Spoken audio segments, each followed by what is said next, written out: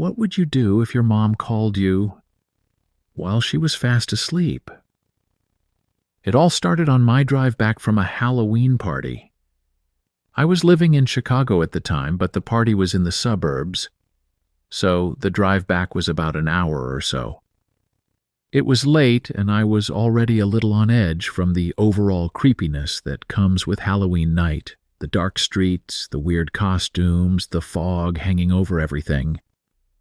You know how sometimes the air just feels different? That night was one of those nights. I was halfway home when my phone rang. I glanced down at the screen and saw my mom's name pop up.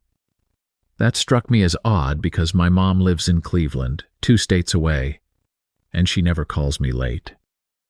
She's the kind of person who's in bed by 9 p.m. at the latest, so a call from her close to midnight was strange. I thought maybe something was wrong, so I answered immediately. Nothing. Just silence. At first I figured it was a bad connection. Maybe she'd pocket-dialed me or something. I said hello a few times but got no response, just this weird, heavy breathing, not loud or exaggerated, just there in the background. I hung up, figuring it was some kind of glitch, but I called her back just to be safe. She answered right away, but she sounded groggy. I apologized for waking her and asked if she'd just called me. She said no, she'd been asleep for hours.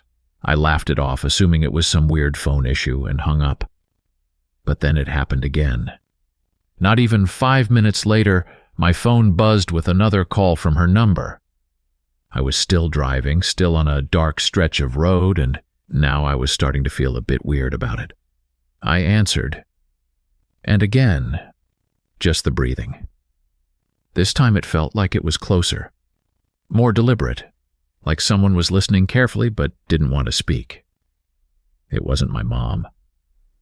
I knew that much for sure. I didn't call back this time. Instead, I texted her asking if she was really sure she hadn't tried to call me. She didn't respond immediately, which made sense because she was probably back asleep. So I brushed it off again and kept driving, telling myself it was just some weird tech issue. Maybe her phone was malfunctioning or something. I finally got home to my apartment in Wicker Park, a nice but older neighborhood in Chicago.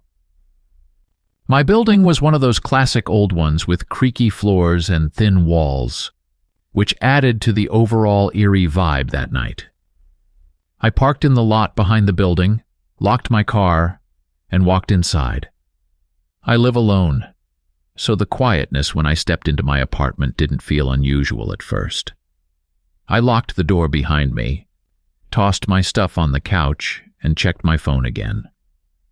Still no response from my mom. I figured she was probably asleep again and I didn't want to wake her twice in one night. But then, about 15 minutes later, my phone rang again. Same number, same silence, same breathing. This time I hung up immediately. I was seriously freaked out.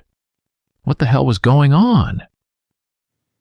I sat on the couch for a bit, staring at my phone and trying to make sense of it all. I texted my mom again, asking if she was sure she hadn't called me earlier since her number kept popping up. Finally, she responded, saying she hadn't touched her phone since our last conversation and was a little annoyed that I kept waking her up. Not wanting to worry her, I apologized and told her I'd figured it out. But I hadn't, and it wasn't over.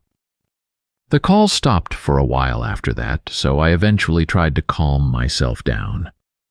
I made myself some tea, turned on the TV, and tried to relax. I told myself it was probably just some technical issue. Maybe her number was somehow glitching and being spoofed by telemarketers or something. It sounded stupid, but I was grasping for any explanation that would make sense. But the more I sat there, the more unsettled I felt. I couldn't shake this weird tension, like I was waiting for something else to happen. The apartment felt off. I'm used to it being quiet, but that night, the silence felt different, heavier, like the walls were holding in the stillness. I sat up, checking my phone again out of habit. No calls, no messages. It was fine. But I couldn't sit still, so I started walking around the apartment, flipping lights on as I went. My place isn't huge, just a one-bedroom, but that night it felt bigger. Every dark corner seemed to stretch a little farther than it should. At some point, I realized I was basically pacing the length of my apartment, from the living room to the kitchen to the bedroom and back again, like I was looking for something that wasn't there.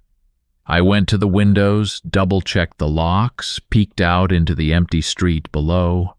It was all normal, quiet, dead quiet. I went back to the living room and grabbed my phone, scrolling through social media to distract myself. That's when I noticed something I hadn't before. In my call log, where all the missed calls and received calls are listed, there were 3 calls from my mom's number, all from that night. I expected to see that. But right above those calls, right before the first one, I saw another missed call. Same number, my mom's number. But this one was from earlier in the night, around 10 p.m. when I was still at the party. I hadn't noticed it before because I wasn't checking my phone much during the party, but seeing it now gave me a chill I couldn't explain. Why would she have called me then? And why didn't I notice the missed call until now? I opened my text messages again and scrolled back to the conversation I'd had with her earlier that day. Everything seemed normal. No signs of anything out of the ordinary. I debated calling her again to confirm that she hadn't tried to reach me earlier, but I didn't want to freak her out in the middle of the night.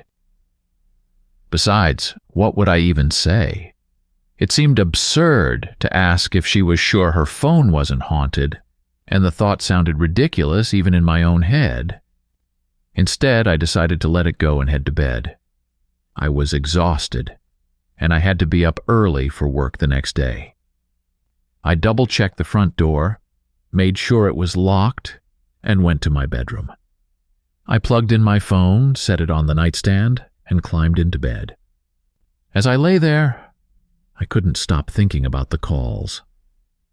I kept telling myself it was some sort of technical glitch, but there was this nagging feeling in the back of my mind that wouldn't let me fully relax. I turned over, stared at the clock for what felt like forever, and finally drifted off to sleep. It must have been around 2 a.m. when I woke up again. I didn't hear anything specific, just that feeling you get when you know something isn't right. My heart was racing before I even opened my eyes. My phone was buzzing. Another call from my mom's number. I didn't answer it this time. I couldn't.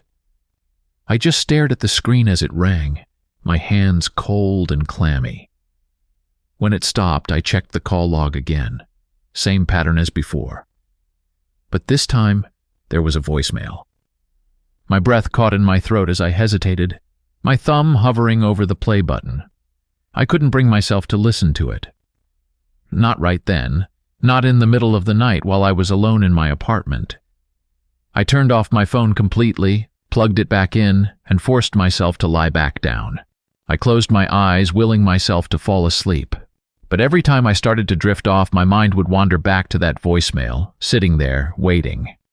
The next morning, I woke up groggy and disoriented, like I hadn't really slept at all. The sunlight streaming through the windows felt too bright, almost harsh after the weirdness of the night before. For a few moments, I debated whether I should even bother checking the voicemail. Part of me wanted to just delete it without listening, but I knew that would only make me more anxious in the long run. So with my heart pounding, I turned my phone back on and opened my voicemail. I hit play. It was the same sound I'd heard on the calls the night before, just breathing. Slow, deliberate breathing. But there was something different about hearing it in a voicemail, like the silence between breaths was heavier.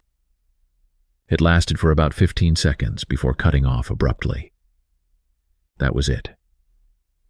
I sat there for a while, staring at my phone, not sure what to do next. I felt like I should call my mom. But I didn't want to freak her out, or make her think I was losing it, so I did nothing. I just deleted the voicemail and tried to move on with my day. But that sense of unease didn't go away. Over the next few weeks, I kept waiting for another call, another weird voicemail. But nothing happened. It was almost worse in a way because I was constantly on edge, waiting for the next shoe to drop. Every time my phone rang, my stomach would flip, even if it was just a normal call. Eventually, though, I managed to push it to the back of my mind. Life went on, work got busy, the holidays came and went, and things started to feel normal again. I didn't tell anyone about what had happened, not even my closest friends, because it just sounded too bizarre. It felt like one of those things that was easier to pretend didn't happen. You know that creaky sound when a door opens? Imagine hearing it when you're alone at midnight. This was back in 2019. I was living in Milwaukee, in a small house I'd bought a couple of years earlier. It wasn't in a bad neighborhood, but it also wasn't the best. It was just one of those average places where everyone mostly keeps to themselves, and you might wave at your neighbors in passing, but no one really hangs out. My job was demanding, so when I wasn't at work, I was usually home just trying to relax. That night, though, still haunts me, even though nothing physically happened to me. It was Halloween night, but since I didn't have any big plans, I'd just come home from work, made myself dinner, and settled in to watch some mindless TV. I'd had a long day, and I wasn't really in the mood for all the Halloween festivities happening outside. The kids had already come and gone for trick-or-treating, and the street had mostly quieted down by the time I locked up the house for the night. My house is pretty small. 2 bedrooms, a living room, kitchen, and a small guest room I use as a kind of office storage space. There's also a basement that I rarely go into unless I need to store something, and a small backyard that leads out to an alley where we keep the trash bins. I've always been pretty good about locking all the doors and windows, but on Halloween I'm especially careful. The last thing I wanted was some teenagers trying to pull a prank on my house while I was inside trying to unwind. By the time it was getting late, maybe around midnight, I was stretched out on the couch, half asleep, watching some random sitcom. The only light in the house was coming from the TV. My mind was wandering, thinking about work, when I heard it. The unmistakable creak of a door opening. It wasn't the TV. The sitcom I was watching was loud enough that I knew it wasn't just background noise. The creak came from inside the house. I froze, trying to convince myself I'd imagined it. My heart started racing as I muted the TV and listened. At first, there was just silence. Maybe it was nothing, I thought. Maybe I'd left a window slightly open and the wind had pushed something. But no, I'd checked the windows earlier. They were all locked. I sat up, trying to keep calm, and grabbed the remote. But then I heard it again. Another creak, louder this time, like someone had just pushed a door open and then stopped. The sound was so familiar because it reminded me of the closet door in my guest room. The hinges were old and squeaky, and they made that same slow creaking noise whenever I opened it. That's when it hit me. I was alone in the house.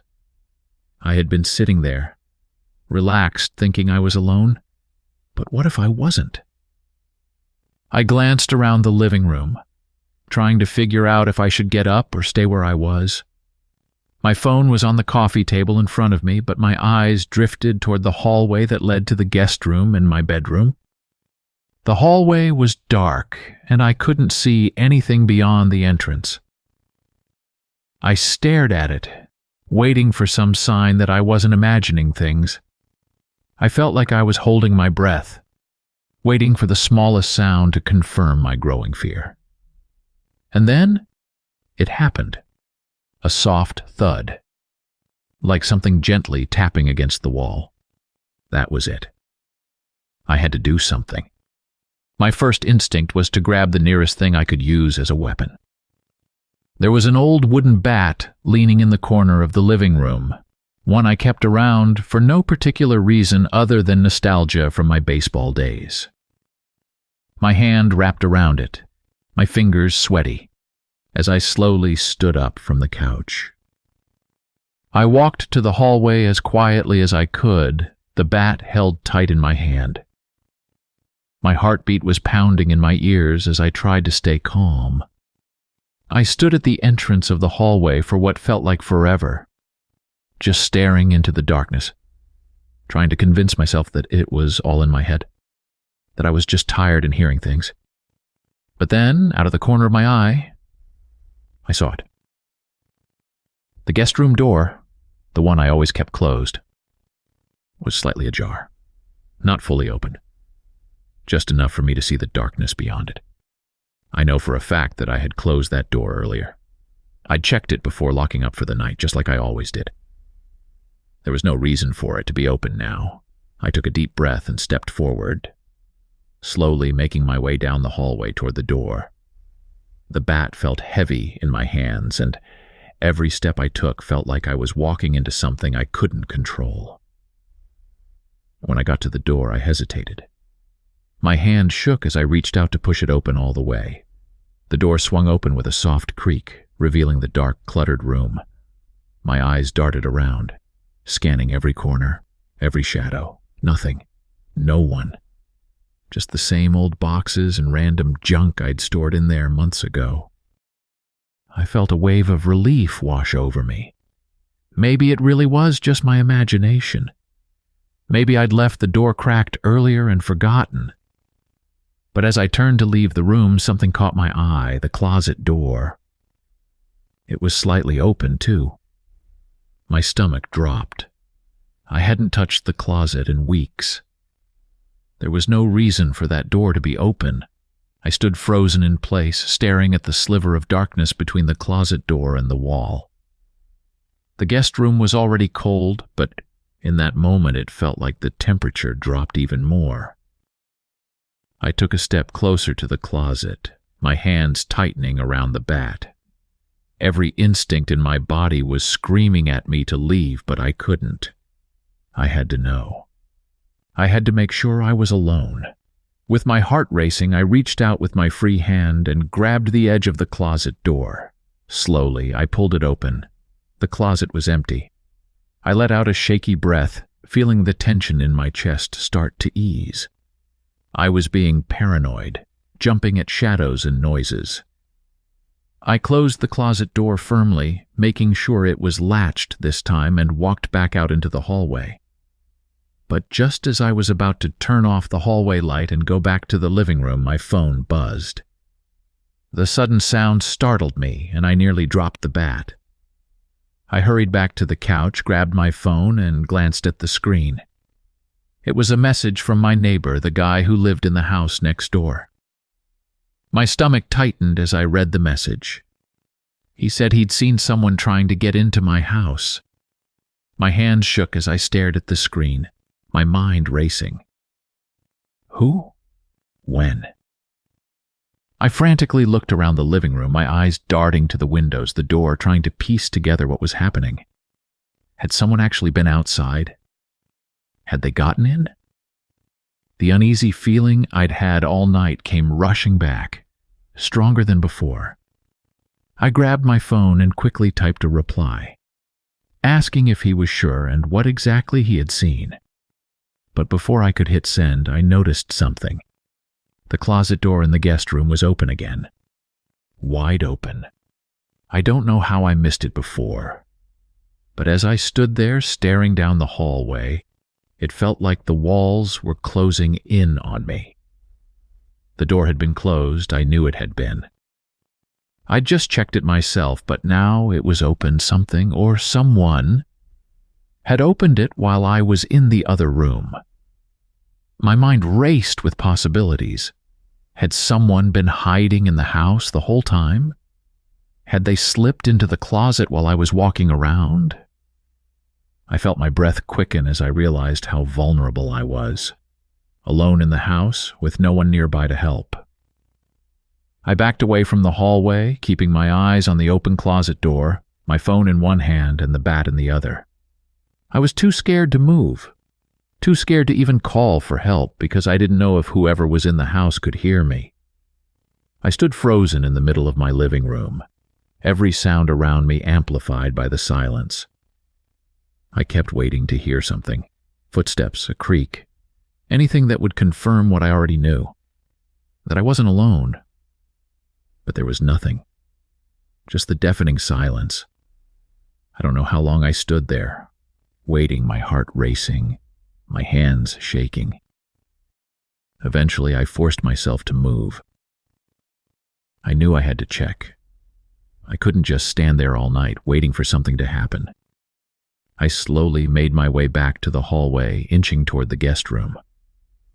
The door was still wide open, the darkness inside seeming to stretch farther than it should. I couldn't bring myself to look directly into the closet, but I knew I had to.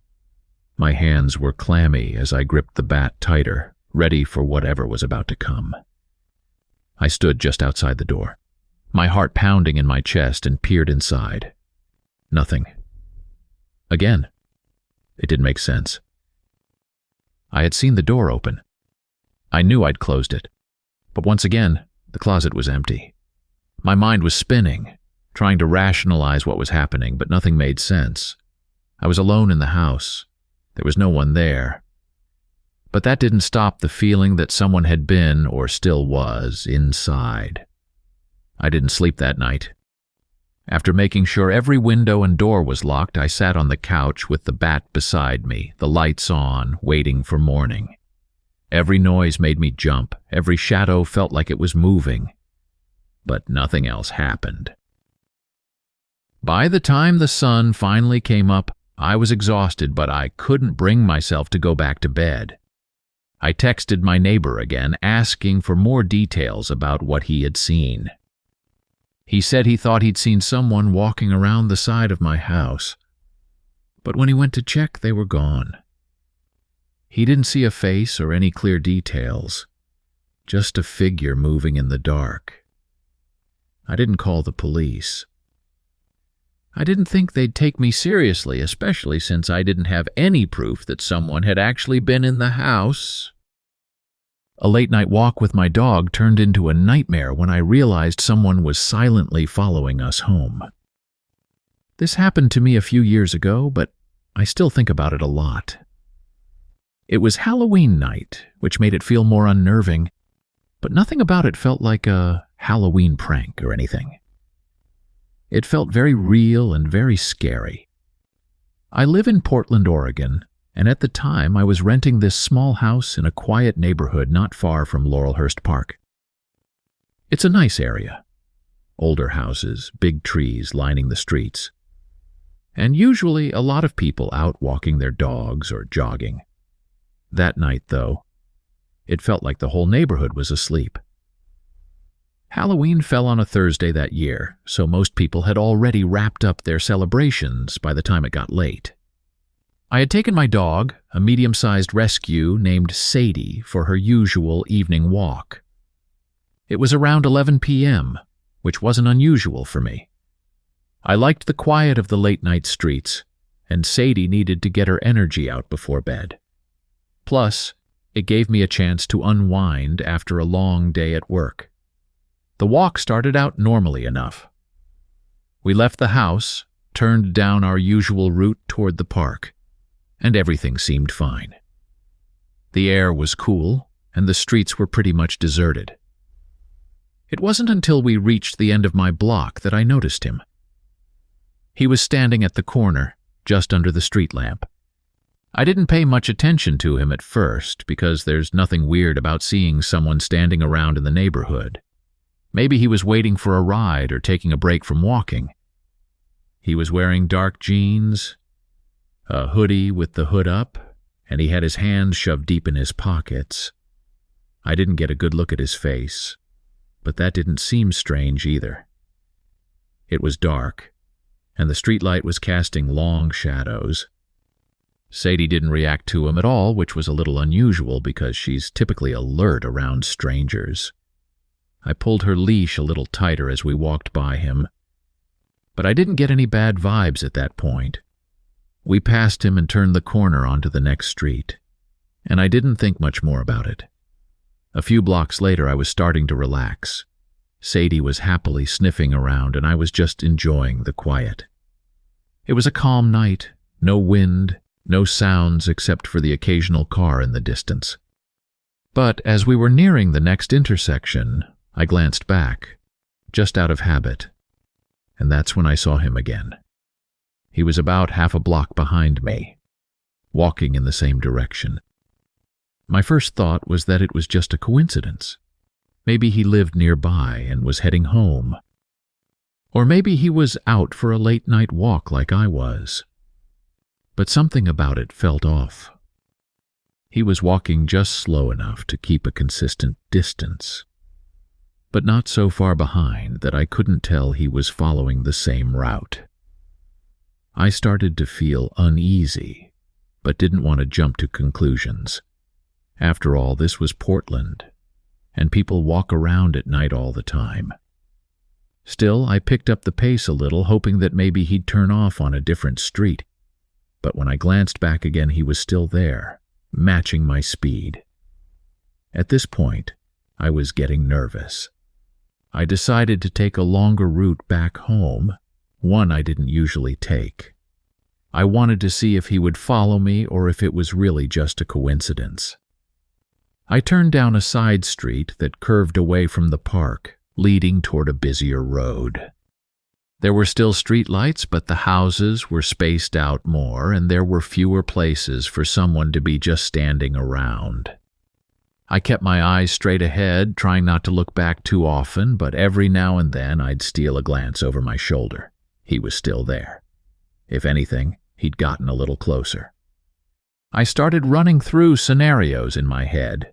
Maybe he wasn't following me. Maybe he was just some guy heading in the same direction. But the longer it went on, the harder it became to convince myself of that. I tried to stay calm, reminding myself that I was close to a busier street where there were more houses and more people, but it wasn't helping. I thought about calling someone, but who? It wasn't like I had any real evidence that something was wrong, and I didn't want to freak out over nothing. So I decided to turn onto a street that would loop me back toward home. It was a bit of a gamble, but I figured if he turned with me again, I'd know for sure. I took the turn, pulling Sadie a little closer to me. My heart was pounding in my chest, and I could feel the sweat starting to form on the back of my neck. I didn't dare look back right away, but I could hear footsteps behind me. Just quiet enough to not be totally obvious, but steady enough that they stood out in the silence of the street. When I finally did glance back, he was closer than ever, maybe 20 feet behind me now. His hood was still up, and I couldn't see his face, but the way he was walking felt deliberate. He wasn't just some guy out for a stroll. He was following me. There was no question anymore. I tried to keep my breathing steady as I sped up even more, practically pulling Sadie along with me. She was getting anxious, sensing that something was wrong, but I couldn't stop. I needed to get home. The worst part was that I didn't want to lead this guy straight to my house. The thought of him knowing where I lived made my skin crawl, but I couldn't think of what else to do. I was too far from any stores or businesses, and there weren't any people around to ask for help. I felt completely alone. I turned one last corner and my house was in sight. I'd managed to put a little more distance between us, but I could still hear his footsteps behind me, echoing in the quiet street. I was almost there, just a few more yards to the front door. I had my keys in my hand, ready to unlock the door the second I reached it. When I finally made it to my front steps, I didn't look back. I fumbled with the keys, my hand shaking, and threw open the door, practically dragging Sadie inside with me. I slammed the door shut and locked it, my heart pounding in my chest. I stood there in the entryway, catching my breath, trying to listen for any sounds outside. I didn't hear anything at first, but after a few seconds, I forced myself to look through the peephole. He was standing across the street, just staring at my house. My stomach dropped. He hadn't followed me all the way to the door, but he was still there, just standing in the shadows, watching.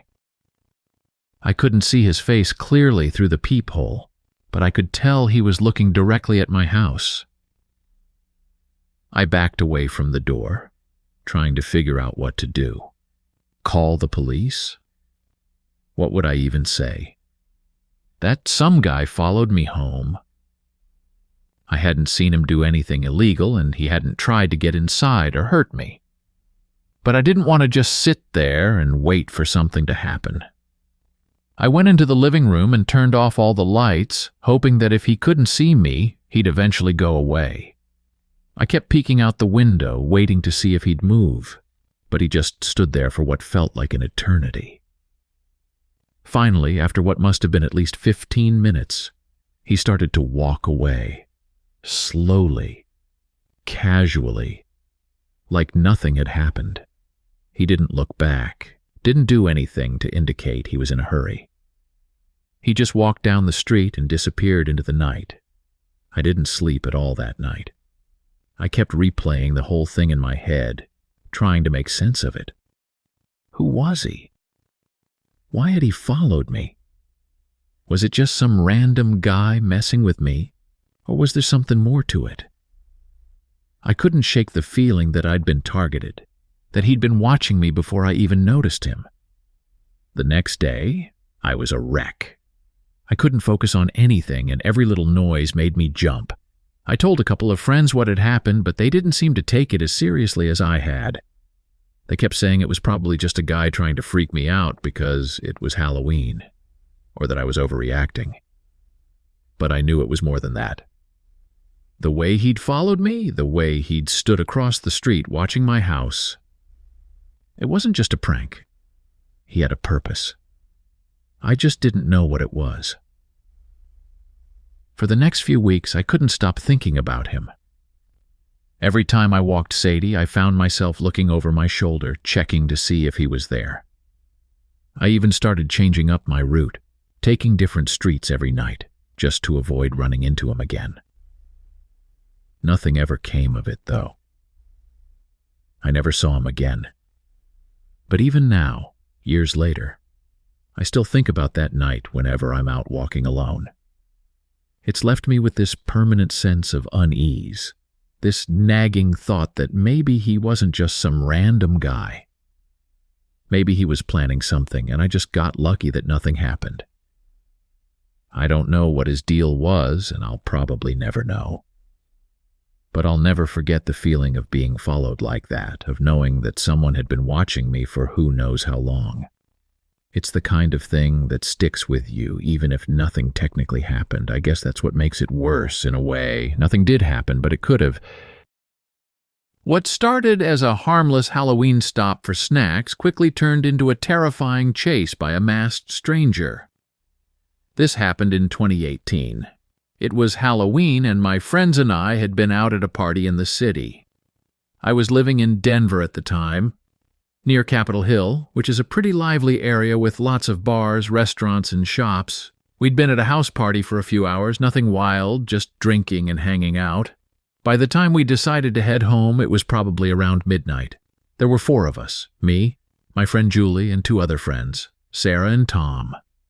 We'd been drinking, but none of us were drunk, just a little buzzed and tired, ready to call it a night. Instead of taking an Uber straight home, we decided to stop by a convenience store to grab some snacks for the road. I know, real smart decision-making, but at the time it seemed harmless. The store was one of those 24-hour places on Colfax Avenue, not far from where we were. The area was usually busy, but being Halloween, the streets were quieter than usual. We parked nearby, went inside, and started wandering around the aisles, looking for chips, drinks, and whatever else caught our eye. The store was empty except for the guy behind the counter, who barely acknowledged us when we walked in.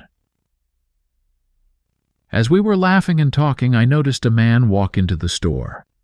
He was wearing a plain white mask, like the cheap kind you get from a Halloween store, the ones with no details, just 2 empty eye holes. At first, I didn't think much of it. It was Halloween after all, and people were still dressed up from earlier in the night.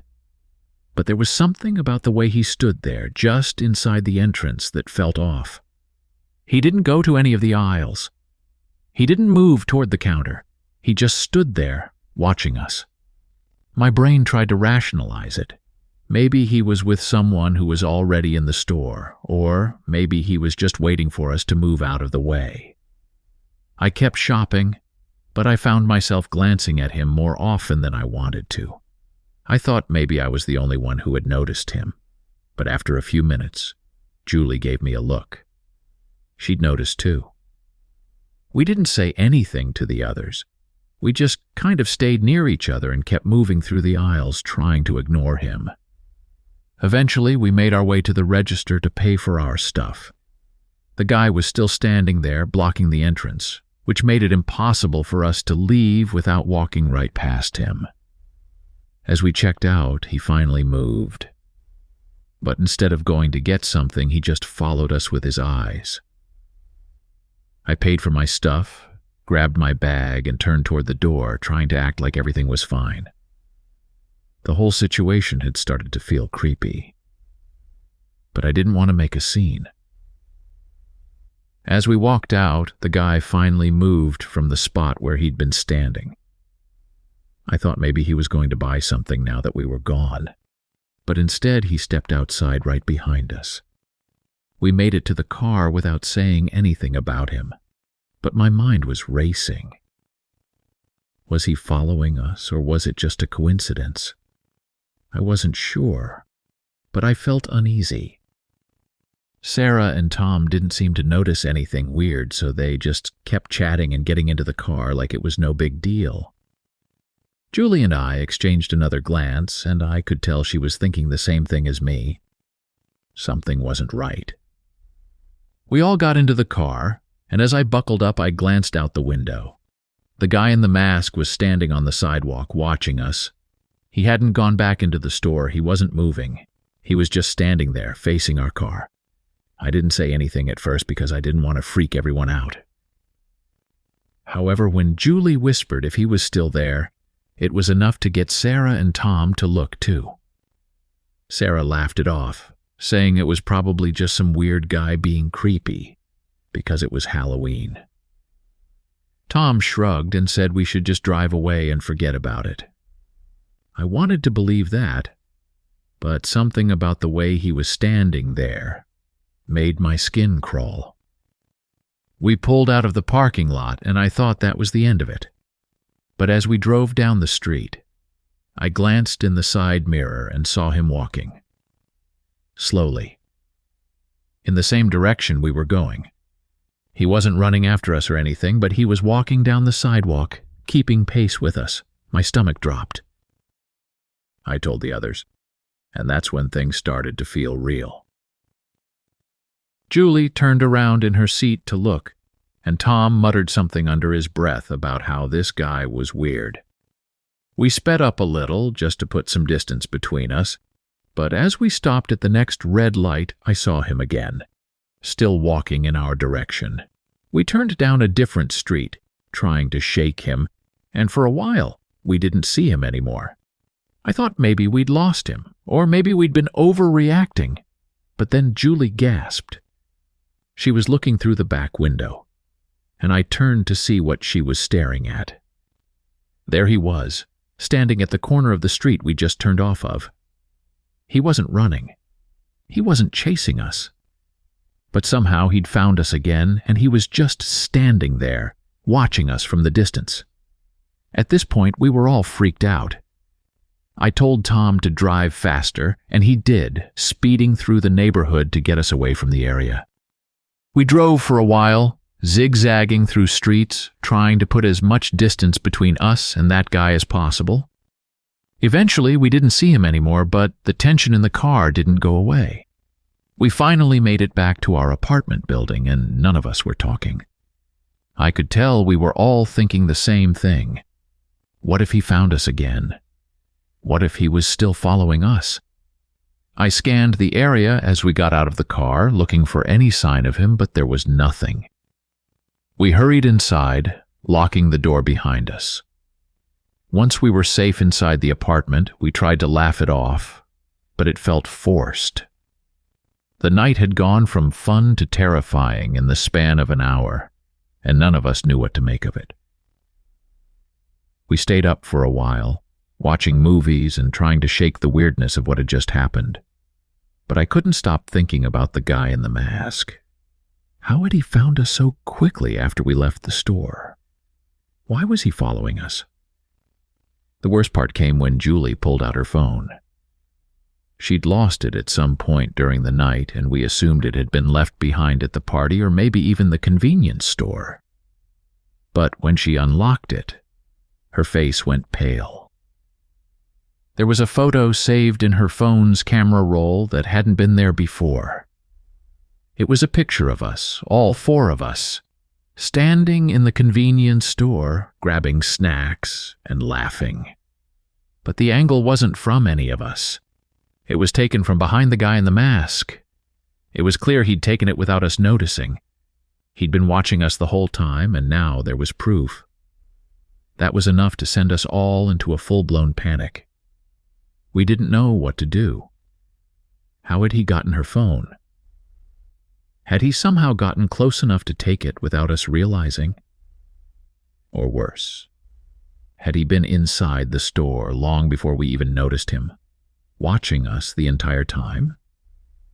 We ended up staying up all night, too paranoid to go to sleep. In the morning, we called the police, but they didn't seem too concerned.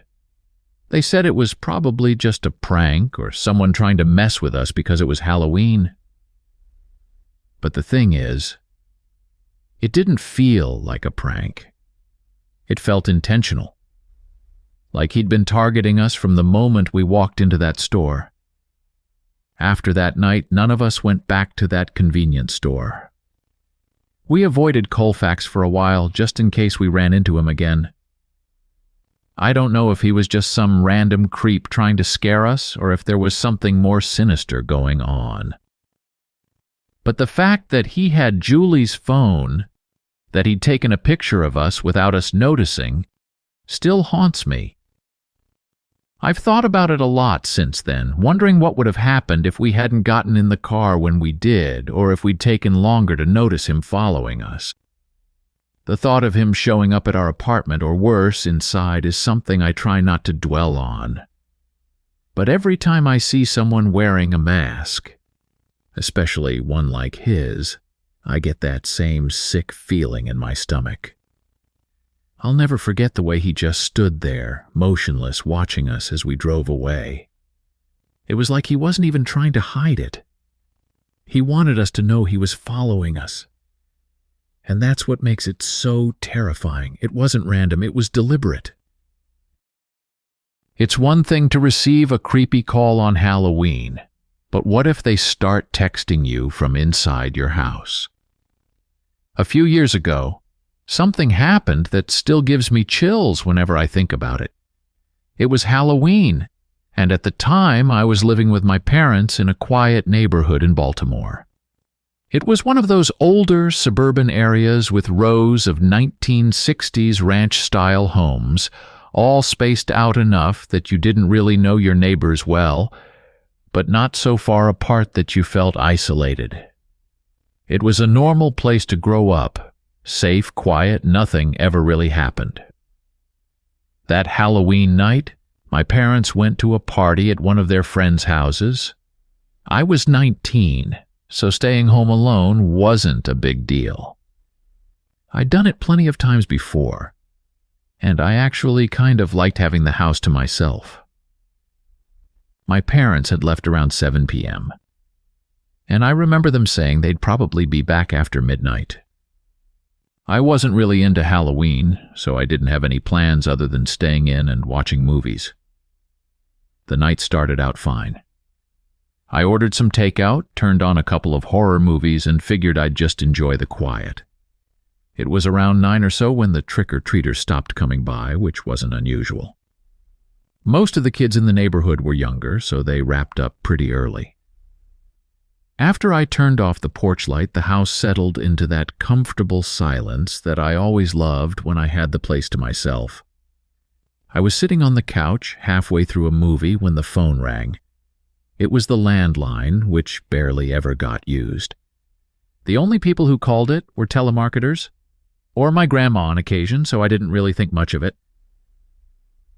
I muted the TV, got up, and walked over to the kitchen to check the caller ID. It was an unknown number.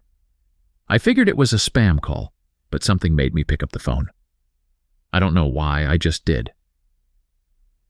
I put it to my ear, but no one spoke. I said hello a few times, but all I could hear was this faint sound of breathing on the other end. Not heavy or anything, just enough to know that someone was there. After a few seconds, I hung up. I shrugged it off, thinking it was probably some prank or someone calling the wrong number. It was Halloween after all, and people did dumb stuff like that all the time. I went back to the couch, trying to focus on the movie, but the call stuck with me. I kept glancing over at the phone, half expecting it to ring again. When it didn't, I told myself I was being paranoid and tried to let it go. Then, about 20 minutes later, the phone rang again. I paused the movie this time, feeling a weird sort of tension building in my chest. I went back to the kitchen and checked the caller ID. It was the same unknown number.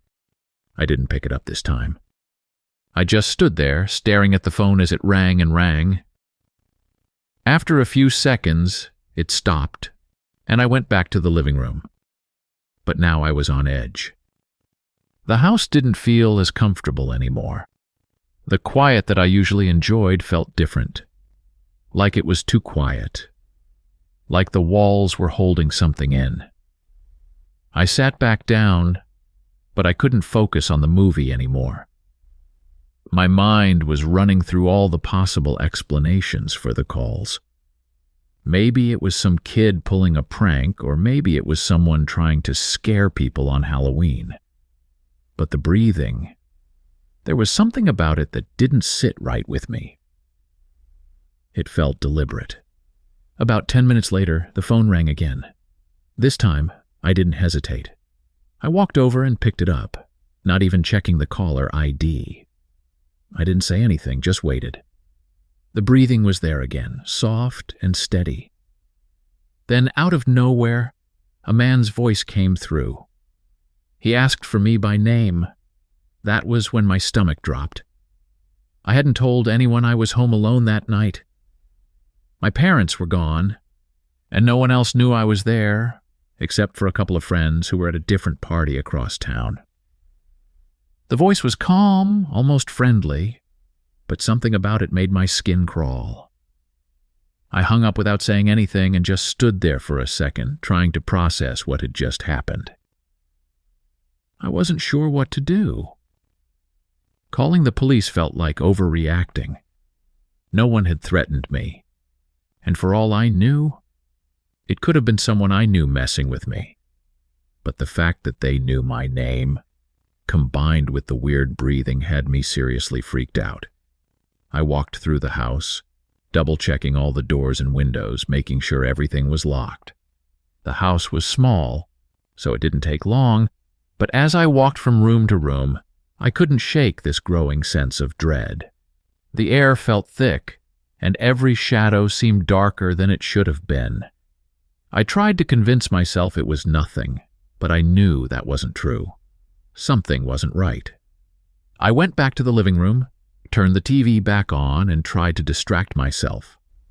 But the phone calls had thrown me off. I kept glancing over at the landline, waiting for it to ring again, but it didn't. The silence felt oppressive, like the house was holding its breath along with me. Then my cell phone buzzed. I almost didn't check it. I thought it was probably just one of my friends texting me about the party. But when I picked it up, my heart started racing. It was a text from an unknown number. The message was simple. It asked if I was alone. I stood there staring at the screen, my hands shaking. How did this person get my number? My cell number wasn't something I gave out to just anyone. I felt a wave of panic wash over me as I realized that whoever had been calling the house now had my personal number too. I didn't respond. I didn't know what to say.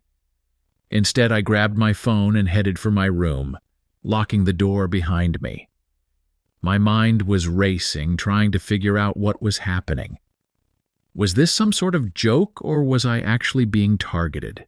I sat on the edge of my bed, my phone clutched in my hand, staring at the screen, waiting for another text. But nothing came. Minutes passed, then half an hour, and finally, I started to think maybe it was over. Maybe whoever it was had gotten bored or realized they weren't going to get a reaction out of me. I was about to go back downstairs when my phone buzzed again. This time, the message was different.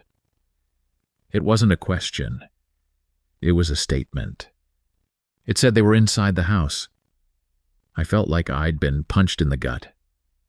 My head was spinning, and I didn't know what to do. My first instinct was to run. But where? If they were really in the house, I had nowhere to go. I couldn't hear anything. No footsteps, no doors opening or closing, just the quiet hum of the house around me. I stayed frozen in place, staring at the text, trying to decide if it was real or just someone trying to scare me. But the longer I sat there, the more I started to believe it. Whoever this was had known I was home alone. They had my name. They had my number. And now they were saying they were inside. I could barely breathe as I got up and tiptoed to the door, pressing my ear against it, trying to listen for any sound outside. The house was dead silent. Too silent. I didn't hear anything, but that only made it worse. I finally grabbed my phone and dialed 911, my hands shaking so badly that I almost dropped it. I whispered to the operator that someone had been sending me threatening messages and that they claimed to be inside the house. She told me to stay calm, to stay on the line, and that officers were on their way. But staying calm wasn't an option. Every second that passed felt like an eternity, and I was convinced that at any moment I'd hear footsteps outside my door, or worse, the door handle turning. I sat on the floor with my back against the wall, my phone pressed to my ear, waiting for the sound of sirens, waiting for something to tell me that help was coming. My mind was racing, picturing every worst-case scenario. Someone breaking down the door, someone already standing in the hallway, someone watching me through the cracks. Then I heard it. A creak, barely audible, coming from downstairs. The floorboards in our house were old, and they made that sound when someone walked across them. My breath caught in my throat as I listened, my heart hammering in my chest. The creaking stopped, then started again, closer this time. I could hear footsteps. I stayed as still as I could, trying not to make a sound, praying that the person wouldn't come upstairs. I didn't know what I would do if they did. I didn't have any weapons, nothing to defend myself with, just my phone and my locked door between me and whoever was out there. The footsteps grew louder, slower, as if they were deliberately moving toward something. I sat there, clutching my phone, my entire body frozen in fear, waiting for the inevitable sound of the doorknob turning. Then, finally, I heard sirens. The footsteps stopped, and I listened as the police cars pulled up outside. I jumped up, ran to the window, and saw the flashing lights in the driveway. I didn't waste any time. I unlocked the door, bolted down the stairs, and threw open the front door just as the officers were walking up the path. I could barely speak, my voice shaking as I tried to explain what had happened. They came inside, checked the house from top to bottom, but found nothing. No signs of forced entry, no one hiding in any of the rooms, nothing to indicate that anyone had been there at all. But the messages were real. The calls were real. And I knew what I'd heard. The footsteps, the creaking floors. Someone had been in the house with me. The police took my statement, but there wasn't much they could do. They said it could have been someone trying to mess with me, maybe someone I knew, but I couldn't think of anyone who would do something like that. I moved out a few months later, and I've never looked back. This was back in 2017 in Pittsburgh. I just turned 25, and I was living in a small apartment near East Liberty. Back in high school, my friends and I were really into urban exploring. We'd find abandoned places around the city and sneak in just to check them out. There's something weirdly exciting about being in a place that's been left behind, with nothing but dust and graffiti to tell its story. One of our favorite spots back then was this old factory just outside of Homestead. It had been shut down for decades. One of those places that just sort of faded into the background as the city grew around it. We must have gone there a dozen times, each time exploring a little further, finding new nooks and crannies we hadn't noticed before. We had a rule back then.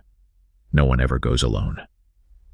It wasn't so much because we were scared of the place, but more because we didn't want anyone getting hurt and having no one around to help. Anyway, life happened, and we all kind of drifted apart after high school. Most of my friends moved away or just got too busy with jobs, families, that sort of thing. I hadn't been back to the factory in years, but for some reason I started thinking about it again. I couldn't really explain why. But it had been on my mind for a while, and one night after a couple of drinks at a bar in South Side, I decided I was going to check it out again. Alone this time. I don't know what I was expecting. Maybe just some nostalgia or to prove to myself that I wasn't scared of those kinds of places anymore. It was late October, right around Halloween, so that might have been part of it too. I just had this itch to go back there like it was something I needed to do before I moved on with life or whatever. I drove out to Homestead, parked my car a couple of blocks away from the factory, and made the short walk over. The place looked the same as it had back in high school, old, crumbling, overgrown with weeds and graffiti covering every inch of the walls. The fence was still broken in the same spot, the one we used to slip through, so I crouched down and squeezed my way in. As soon as I got inside, it felt like stepping back in time. Everything looked exactly as I remembered it. The rusted machinery, the empty rooms, the cracked windows that let in just enough light to see where you were going. The place had an eerie stillness to it, like the world outside didn't exist when you were in there. I wandered around for a while, retracing the steps we used to take. The big open floor where we'd always end up. The darkened hallways that led to nowhere. The stairwell that collapsed a few years back. It was all just as I'd left it. But then, as I was making my way through one of the smaller rooms off to the side, I saw something that stopped me dead in my tracks. On the wall, scrawled in bright red spray paint, were the words, "Welcome back, Alex." My blood ran cold. Alex, that's me. And I hadn't been back here in years. I hadn't told anyone I was coming here tonight. Hell, I hadn't even thought about this place in almost a decade. The idea that someone knew I was here, or worse, that someone had been waiting for me to come back, sent a chill down my spine. I stood there staring at the graffiti for what felt like forever, trying to wrap my head around it. I thought maybe one of my old friends had been back recently and left it as a joke, but that didn't make sense. None of them still lived around here, and we hadn't talked about this place in years. I snapped a photo of it on my phone just to make sure I wasn't imagining things and tried to shake it off as some weird coincidence. Maybe it wasn't meant for me. Maybe someone else with the same name had been here recently, and it was just a fluke. But the longer I stood there, the more paranoid I got. I decided it was time to get out of there. I turned and made my way back through the factory, but as I did, I started to notice things I hadn't seen before. There were fresh footprints in the dust on the floor, leading in the same direction I had come from. At first I thought they might be mine, but then I realized they were too big. Someone else had been here recently, and they had walked the same path I was walking now. I picked up my pace, trying not to let my imagination get the best of me. But I couldn't shake the feeling that I wasn't alone anymore. Every creak of the old floorboards, every gust of wind through the broken windows made me jump. It was like the factory had come alive, watching me as I made my way toward the exit. By the time I reached the fence, I was practically running. I squeezed back through the gap, my heart pounding, and didn't stop until I was back at my car. I jumped in, locked the doors, and sat there for a minute, catching my breath and trying to make sense of what had just happened. I looked at the photo I'd taken of the graffiti again, hoping that maybe it would look different now that I was out of the building. But it didn't. It was still there, plain as day. Welcome back, Alex. I drove home that night in a daze, my mind racing with questions I didn't have answers to. Who had written that? How did they know I was coming back?